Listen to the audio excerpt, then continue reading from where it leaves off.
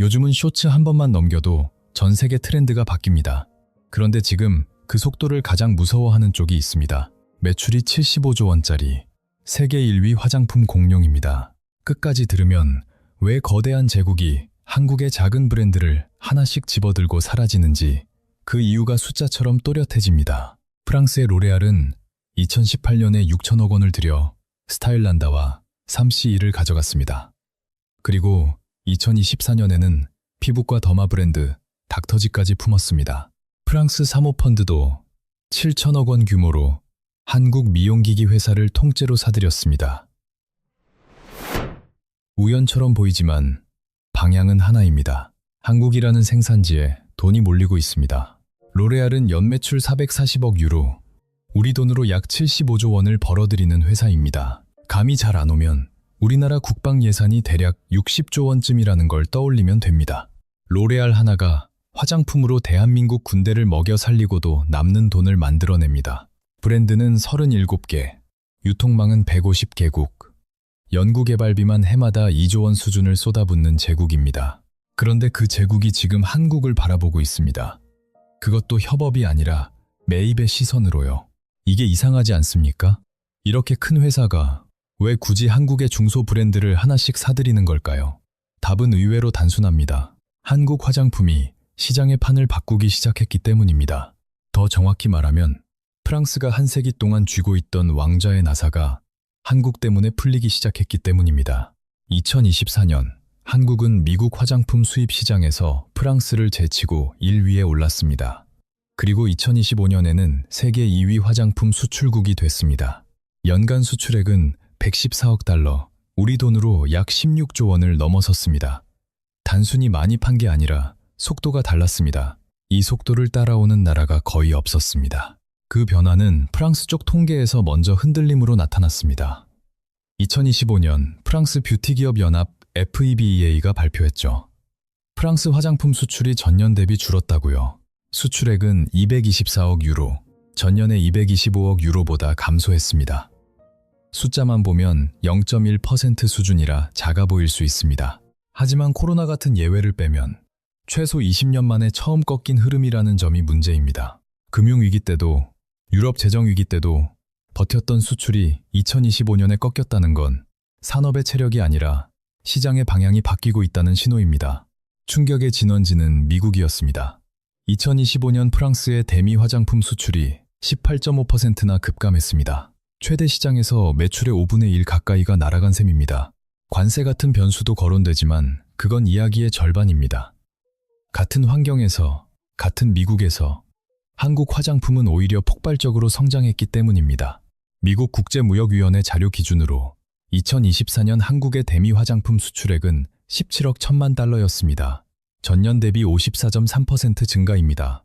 같은 해 프랑스는 12억 6,300만 달러였고 한국이 4억 달러 이상 차이로 앞섰습니다. 향수를 제외한 화장품 기준으로 한국이 미국 수입 1위가 된 겁니다. 향수까지 합치면 프랑스가 여전히 강하지만 스킨케어와 메이크업, 선크림처럼 피부 위에 남는 전장에서는 한국이 더 빠르게 점령에 들어갔습니다. 2025년엔 격차가 더 벌어졌습니다. 대미 수출액이 22억 달러로 커졌고 미국은 사사상 처음으로 한국 화장품의 수출 대상국 1위에 올라섰습니다. 성장 속도를 체감하려면 숫자 2개만 잡으면 됩니다. 5년 전 수출액 75억 달러, 2025년 114억 달러, 5년 만에 50% 이상 뛰었습니다. 그리고 한국 화장품을 사는 나라는 202개국으로 언급됩니다. UN 회원국이 193개라는 사실을 떠올리면 이 숫자가 주는 분위기가 있습니다. 한국 화장품이 들어가지 않은 나라를 찾는 일이 오히려 더 어려워진 셈입니다. 그런데 진짜 충격은 미국이 아니라 일본에서 먼저 나왔습니다. 일본은 까다로운 소비자가 모여있는 곳입니다. 자국 브랜드에 대한 자부심이 강하고 세계에서 뚫기 어려운 시장이라는 말이 괜히 나온 게 아닙니다. 그런데 2024년 그 철벽이 무너졌습니다. 한국 화장품의 일본 수입액이 전년 대비 120.8% 급증했고 거의 30년 가까이 1위를 지켜온 프랑스를 밀어내며 수입 화장품 1위에 올라섰습니다. 점유율은 30.1%, 도쿄의 중심 상권 백화점 1층에서 샤넬과 랑콤이 차지하던 감각의 자리에 한국 브랜드들이 실제로 들어오기 시작한 겁니다. 콧대 높은 소비자들이 선택했다는 건 단순히 한 나라에서 이겼다는 뜻이 아닙니다. 일본에서 일어난 변화는 아시아 트렌드의 신호탄이고 그 신호탄이 2025년 미국에서 현실이 됐습니다. 여기까지가 전장의 지도입니다. 프랑스는 20년 만에 처음으로 수출이 꺾였고 미국에서 18.5%나 추락했습니다. 반면 한국은 114억 달러로 역대 최고치를 찍었고 미국과 일본에서 모두 프랑스를 밀어냈습니다. 100년 제국이 흔들리는 장면이 통계로 찍힌 겁니다. 그런데 더 중요한 질문은 여기서 시작합니다. 왜 소비자들이 100년 전통의 프랑스 브랜드 대신 한국 화장품을 고르기 시작했을까요? 로레알이 한국을 사러 오기 시작한 시점이 그 답의 힌트입니다. 로레알의 첫 번째 큰 움직임은 2018년이었습니다. 타깃은 스타일난다. 그 안에 3CE가 있었습니다. 인수 금액은 약 6천억 원. 당시엔 왜 동대문 감성의 브랜드를 프랑스 공룡이 사느냐는 반응도 있었습니다. 하지만 로레알이 산 건 공장이나 특허가 아니었습니다. 세대의 언어였습니다. 인스타그램에서 태어난 색조 트렌드, 튀는 패키지, 합리적인 가격. 럭셔리 라인으로는 절대 잡기 어려운 10대 후반과 20대 초반의 마음이 거기 있었습니다. 로레알은 브랜드가 아니라 시간을 산 겁니다. 다음 세대가 무엇을 예쁘다고 느끼는지 그 감각을 통째로 샀습니다. 그리고 2024년 12월 두 번째 한국 쇼핑이 이어졌습니다. 더마 코스메틱 브랜드 닥터지였습니다. 여기서 묘한 지점이 드러납니다. 로레알에는 이미 더마 라인이 많습니다. 라로슈포제, 비쉬, 세라비 같은 프랑스 약국 화장품의 간판도 갖고 있죠. 그런데 왜 또 한국 더마 브랜드를 샀을까? 로레알 쪽 설명은 비교적 노골적이었습니다. 한국의 제형 기술과 혁신 생태계를 로레알의 글로벌 운영에 이식하겠다는 표현이 나왔습니다. 이식이라는 말은 남의 몸에서 장기를 떼어 내 몸에 붙이겠다는 뜻입니다. 100년 넘게 쌓아온 연구소와 세계 최고 수준의 연구 개발로도 채우지 못하는 무언가가 한국에 있다는 걸 인정한 셈입니다. 그 무언가는 결국 속도입니다. 프랑스 브랜드가 신제품 하나를 매장에 올리는데 평균 18개월에서 2년이 걸린다고 말합니다. 한국은 대개 4개월에서 6개월이면 가능합니다. 틱톡에서 어떤 성분이 뜨면 한국 화장품 생태계는 석 달 안에 개발을 끝내고 한 달 안에 양산에 들어가고 2달 안에 미국 아마존에 올립니다. 한쪽이 임상 계획을 더 만지작거릴 때 다른 쪽은 이미 조회수 100만을 찍고 시장 반응을 데이터로 수집하고 있습니다. 이 차이는 감성의 차이가 아니라 산업 구조의 차이입니다. 그 구조의 이름이 ODM입니다. 화장품계의 반도체, 파운드리라고 부를만 합니다. 반도체에 TSMC가 있다면 화장품에는 코스맥스가 있습니다. 코스맥스는 2992년에 설립됐고 전 세계 화장품 ODM 시장 매출 1위로 거론됩니다. 2024년 매출은 2조 1661억 원, 전년 대비 21.9% 성장, 5개국의 19개 공장, 글로벌 점유율은 약 13%. 더 놀라운 건 고객 구성이죠. 전 세계 상위 20개 화장품 회사 중 16개가 코스맥스와 거래한다는 말이 나옵니다. 즉, 백화점에서 산 프랑스 화장품 라벨에 프랑스 생산이라고 적혀 있어도 그 안의 제형 언어는 경기도 어딘가에서 태어났을 가능성이 있다는 뜻입니다.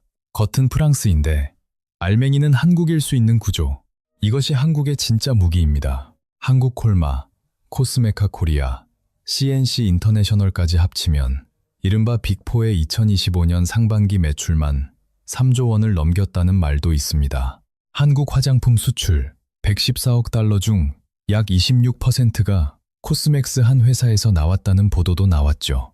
한 나라 수출의 4분의 1을 ODM 한 곳이 떠받치는 나라, 이런 구조는 흔치 않습니다.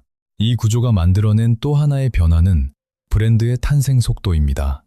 한국에 등록된 화장품 책임 판매 업체가 2023년 기준 약 3만 1,500개로 언급됩니다. 2019년에만 5,700개에서 5년 만에 딱 2배가 됐습니다. 공장이 없어도, 연구소가 없어도 아이디어만 있으면 브랜드를 만들 수 있는 환경. ODM에 의뢰하면 개발부터 생산과 포장까지 한 번에 이어집니다. 그래서 원룸에서 시작한 브랜드가 틱톡 하나로 미국 시장을 두드리는 일이 현실이 됩니다. 이건 로맨스가 아니라 시스템의 결과입니다. 사례로 자주 언급되는 게 APR의 메디큐브입니다. 2025년 아마존 프라임데이 뷰티 카테고리 전체 1위, 미국 틱톡샵에서 뷰티 브랜드 판매 1위, 한 브랜드의 2025년 매출이 1조 4천억 원으로 말해집니다. 틱톡샵 매출은 전년 대비 1143% 급증. 로레알도 에스티로더도 아닌 한국 회사가 미국 이커머스의 심장부에서 지도를 바꾼 장면입니다. 더 흥미로운 건 프랑스 본토에서 벌어지는 일입니다. 조선미녀, 영어로는 뷰티 오브 조선이라고 불리는 브랜드의 쌀 선크림이 파리 약국에서 팔리고 소비자들이 혁명적인 텍스처라며 찾아다닌다는 이야기가 나옵니다. 흡격됨이 산 선크림이 수십 년 동안 못 풀었던 발림과 잔여감의 문제를 한국 브랜드가 다른 방식으로 풀어버린 셈입니다. 토리든도 2024년 10월 프랑스에 런칭하자마자 약국 채널에 안착했다는 말이 있습니다. 아벤느, 비쉬, 라로슈포제가 지키던 더마의 성지에 한국 브랜드가 발을 들인 겁니다. 세포라에서도 비슷한 장면이 목격됩니다. 프랑스 럭셔리 그룹이 가진 편집숍의 상징적인 매장, 파리 샹젤리제 같은 곳에서 라네즈, 닥터자르트, 이니스프리 같은 한국 브랜드가 주요 매대를 차지한다는 얘기가 나옵니다. 자존심의 문제가 아니라 매출의 문제입니다. 더 팔리는 쪽을 앞으로 세우는 건 유통의 본능입니다. 그래서 로레알의 선택이 나옵니다.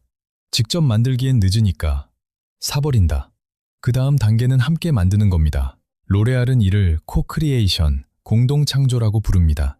한국 ODM과 협력해 쿠션이나 마스크팩 같은 한국형 혁신 제품을 만든 뒤 로레알의 유통망에 실어 전 세계로 퍼뜨리는 방식입니다. 2025년 CES에서 공개된 피부 진단기기 셀바이오 프린트도 한국의 나노엔텍과의 협업으로 언급됩니다. 핵심 기술은 한국에 있고 로레알은 글로벌 무대에서 이름과 유통을 얹습니다.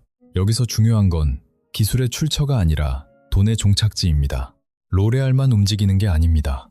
LVMH는 투자 자회사 엘케터튼을 통해 한국 뷰티 브랜드에 투자하고 프랑스 사모펀드 아키메드는 제이시스 메디칼을 7,244억 원에 인수했습니다. 에스티로더는 2019년에 닥터자르트를 약 1조 3천억 원에 사들였고 블랙스톤은 2025년에 주노헤어의 경영권을 인수했습니다. 기업 가치는 약 8천억 원, 지분 70%를 대략 4천억 원대로 산 것으로 언급됩니다. 동네 미용실 체인의 세계 최대 사모펀드가 8천억 원짜리 값을 매겼다는 건 한국의 소비 서비스가 아니라 한국의 성장 엔진을 산다는 의미에 가깝습니다. 2024년에서 2025년 사이 외국 자본이 한국 뷰티 기업에 쏟아부은 돈이 약 2조 원을 넘었다는 말도 있습니다. 이 기간에 26건 이상 인수합병이 집중됐다고도 하죠. 전 세계 뷰티 자본이 한국으로 몰리는 풍경. 뒤집어 말하면 전 세계가 인정했다는 뜻입니다. 화장품의 미래가 한국에 있다고 여기까지 들으면 박수 칠 일만 남은 것처럼 느껴질 수 있습니다. 그런데 진짜 중요한 이야기는 지금부터입니다. 한국이 이렇게 대단한데 왜 우리는 마냥 기뻐할 수만 없을까요? 숫자를 조금만 다른 각도에서 보면 이상한 구조가 보입니다. 한국이 세계 최고의 제형을 만들면 프랑스 기업이 그걸 사서 자기 이름을 붙이고 전 세계에 더 비싸게 팝니다. 코스맥스가 로레알 제품을 만들어주면 부가가치의 큰 조각은 로레알이 가져갑니다. 닥터지가 아무리 잘 팔려도 이제 그 이익은 해외 본사로 흘러갑니다. 3CE가 전 세계에서 벌어들이는 매출도 결국 로레알의 실적이 됩니다. 기술은 한국이 만들고 돈은 프랑스가 번다. 이게 현실의 흐름입니다. 반도체로 비유하면 더 선명합니다. 한국이 세계 최고의 칩을 만들지만 브랜드와 판매는 외국 회사가 가져가는 상황. 우리가 만든 물건인데 최종 수익은 남의 주머니로 들어갑니다. 그러면 자연스럽게 이런 질문이 나옵니다. 외국으로 넘어가는 게 아니라 차라리 한국 대기업이 사면 안 되나? 실제로 답을 보여준 사례가 있습니다.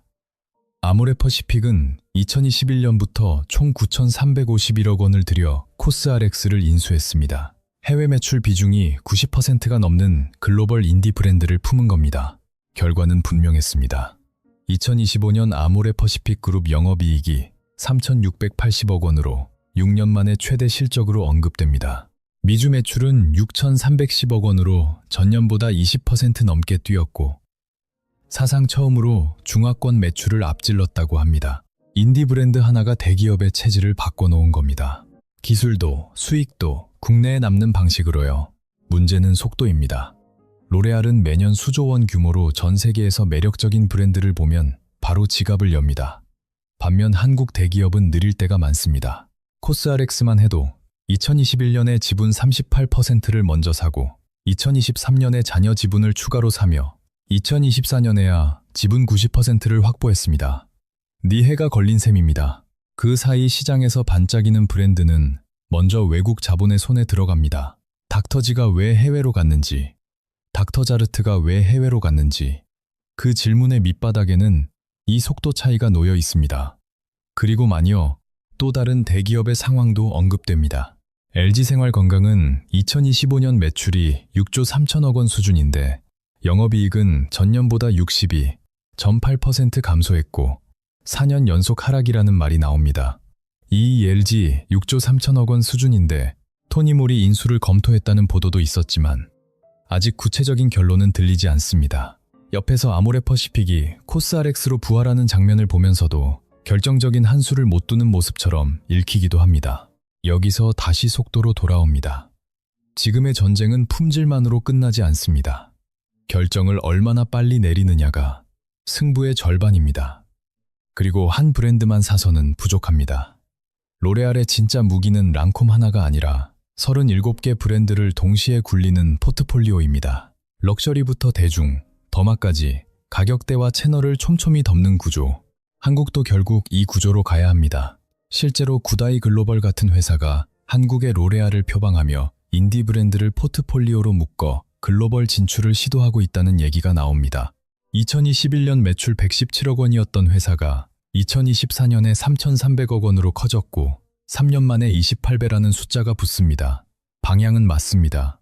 다만 아직 로레알의 100분의 1에도 못 미친다는 현실이 남습니다. 더 빠르게, 더 크게, 같은 무게로 올라서야 합니다. 여기서 브랜드만큼 중요한 게 하나 더 있습니다. 유통을 수출하는 일입니다.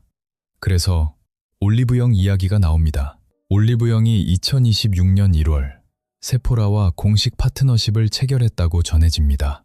세포라 매장 안에 올리브영이 고른 K-뷰티 제품만 모아놓은 K-뷰티존을 만드는 방식입니다. 6개국을 시작으로 2027년에는 중동과 영국까지 확대한다는 계획도 거론됩니다. 그리고 2026년 5월에는 미국 로스앤젤레스의 첫 해외 직영 매장을 연다는 말도 나옵니다. 프랑스 최대 럭셔리 그룹이 가진 세포라가 한국 유통 플랫폼에게 매장 공간을 내줬다는 사실이 상징적입니다. 이제는 세포라가 한국을 선택하는 장면이 아니라 세포라가 한국의 큐레이션을 빌리는 장면에 가깝습니다. 마지막으로 더 무서운 갈림길이 있습니다. 한국이 준비하는 차세대 무기로 자주 언급되는 것이 PDRN과 엑소좀입니다. PDRN은 연어에서 추출한 피부 재생 성분으로 이야기되고 엑소좀은 세포간 신호를 전달하는 나노 입자 기술로 설명됩니다. 기존 화장품 성분과는 결이 다르다는 말이 나옵니다. 한쪽이 수십 년 동안 레티놀 같은 전통 성분에 매달릴 때 다른 쪽은 바르는 시술이라는 새로운 카테고리를 열어버리는 흐름. 의사가 시술에 쓰던 성분을 화장품으로 만들었다는 문장이 전 세계 소비자에게 주는 힘은 큽니다. 이 기술을 국내가 붙잡느냐 아니면 또 외국 자본이 먼저 가져가느냐. 앞으로 5년의 승부를 가를 질문이 여기 있습니다. 이제 정리해보죠. 한국 화장품은 지금 전 세계를 흔들고 있습니다. 미국과 일본에서 프랑스를 밀어냈고 프랑스 파리 약국과 세포라의 진열대에도 들어갔습니다. 로레알이 한국을 사러 오는 건 한국이 대단하기 때문입니다. 동시에 그 대단함이 누군가에겐 사야만 하는 속도로 보이기 때문입니다. 하지만 우리가 방심하면 구조는 고정됩니다. 한국이 기술을 만들고 해외가 브랜드와 유통으로 돈을 가져가는 구조. 이 구조를 바꾸지 못하면 한국은 영원히 세계 최고의 하청 국가로 남을 수도 있습니다. 아모레퍼시픽이 코스RX를 품고 체질을 바꾼 것처럼 구다이 글로벌이 포트폴리오로 덩치를 키우려는 것처럼 올리브영이 유통의 힘으로 세포라 안에 들어가는 것처럼 진짜 승리는 팔려가는 브랜드가 아니라 사는 브랜드가 되는 것입니다. 언젠가 한국이 로레알처럼 전 세계의 좋은 브랜드를 사모으고 한국의 플랫폼으로 전 세계에 파는 날이 올 겁니다. 그날이 와야 비로소 K-뷰티가 이겼다고 말할 수 있습니다. 그래도 한 가지는 확실합니다. 지금 이 순간 전 세계에서 가장 뜨거운 전쟁터 한가운데에 한국이 서 있다는 것. 그리고 그 전쟁에서 한국은 지는 쪽이 아니라 판을 바꾸는 쪽에 더 가깝다는 것. 우리가 만든 기술로, 우리가 키운 브랜드로, 우리가 주인이 되는 날이 반드시 와야 합니다. 그리고 그날은 생각보다 멀지 않을지도 모릅니다.